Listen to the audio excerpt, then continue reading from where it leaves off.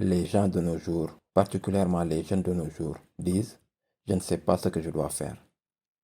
Oustaz, dis-moi ce que je dois faire. Qu'est-ce que je dois faire pour plus tard? Quel genre de travail dois-je faire? Et ils ne font rien. Ils obtiennent quelques conseils d'une personne. Puis ils vont vers quelqu'un d'autre et ils obtiennent d'autres types de conseils. Puis ils vont vers quelqu'un d'autre et reçoivent quelques types de conseils. Après tous ces conseils de toutes ces personnes, ils disent: j'ai demandé à une centaine de personnes et j'ai reçu une centaine de conseils différents.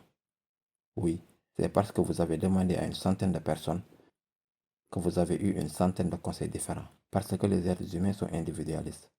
Ils vont vous donner que des conseils individualistes. Jusqu'à ce que vous vous mettiez au travail, vous n'allez pas découvrir qui vous êtes. Vous n'allez pas connaître vos forces, ni connaître vos faiblesses. Cessez d'avoir peur du travail. Cessez d'avoir peur d'échouer, d'essayer quelque chose. L'échec est bon pour vous. Il expose vos faiblesses. Il montre sur ce que vous devez travailler. Il montre également les choses dans lesquelles vous êtes bon. Peut-être vous pourriez les affiner encore plus. Mais cela ne se produira pas jusqu'à ce que vous travaillez dessus. Jusqu'à ce que vous vous engagez dans le bain. Je voudrais que vous réfléchissiez au fait que l'âme est du commandement d'Allah. Mais cette vie qu'Allah nous a donnée ici, dans laquelle nous pouvons nous mettre au travail et nous découvrir, n'est pas une vie infinie. Donc entre l'âge adulte où vous dormez et puis la vieillesse où vous devenez un peu fou, nous n'avons pas beaucoup d'années pour nous découvrir, pour nous mettre au travail. Alors n'ayez pas peur d'essayer des choses.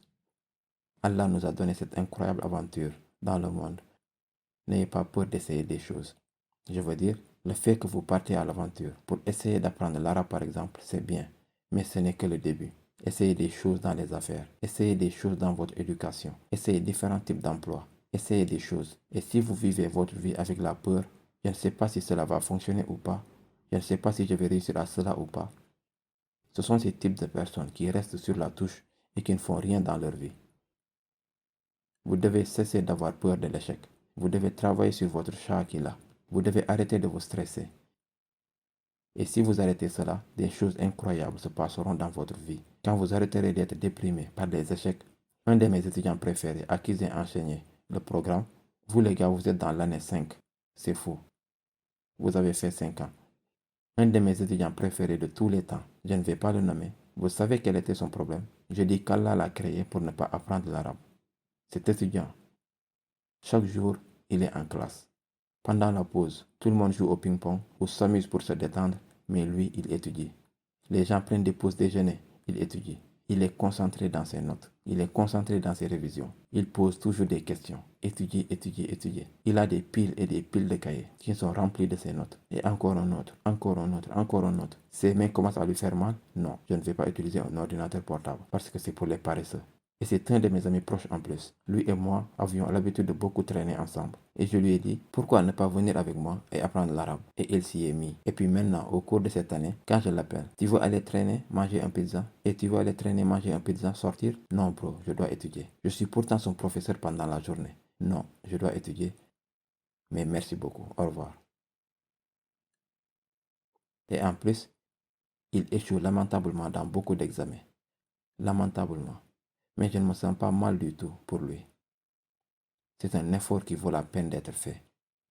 Il y a des gens qui ne sont pas appliqués et ont obtenu facilement de bonnes notes. Tout d'abord, je ne pense même pas qu'il perd son temps dans l'éducation qu'il fait et je respecte ce qu'il fait. Je respecte ce qu'il fait. Il se dit, je vais essayer quelque chose et je vais lui donner le meilleur de moi-même. Je ne vais pas abandonner au premier signe d'échec. Je ne vais pas abandonner et faire autre chose.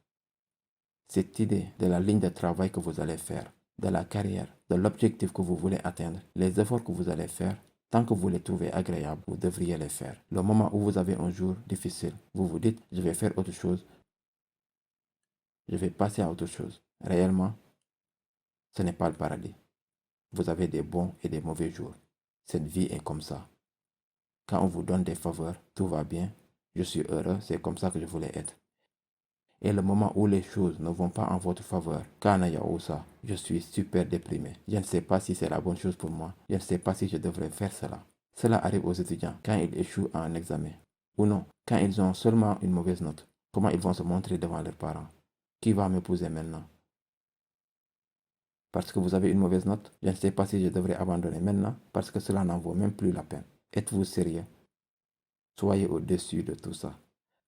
Appliquez-vous dans tout ce que vous faites, dans tout ce que vous faites.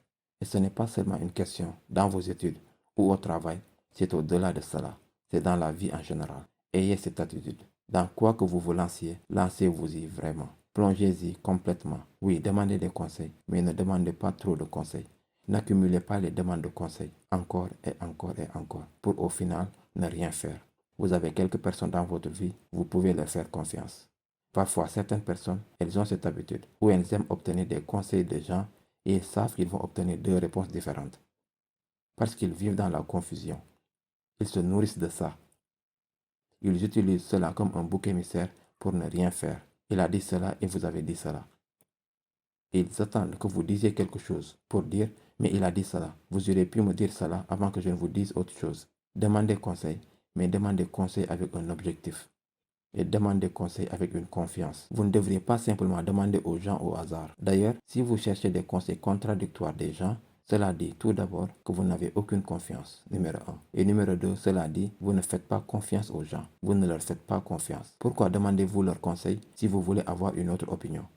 Vous n'avez pas à prendre l'opinion de tout le monde. Vous n'avez pas à prendre mon avis, ou l'avis de Cheikh Omar Soleiman, ou l'avis de Cheikh Abdel Nasir, ou l'opinion de quiconque d'ailleurs. Vous considérez leur opinion et vous faites votre propre jugement. Mais une fois que vous faites votre propre jugement, fa'iza azamt, quand vous prenez une décision, fatawakkal ala Allah, faites confiance à Allah, passez à autre chose dans la vie. Croyez en Allah. C'est ainsi que vous arriverez à vous découvrir. Et c'est en fait une leçon très importante dans la vie que les musulmans, que nous devons tous internaliser. Et Inch'Allah, de grandes choses viendront pour vous dans la vie et cela bénéficiera les autres qui vous entourent. Mais internalisez cela.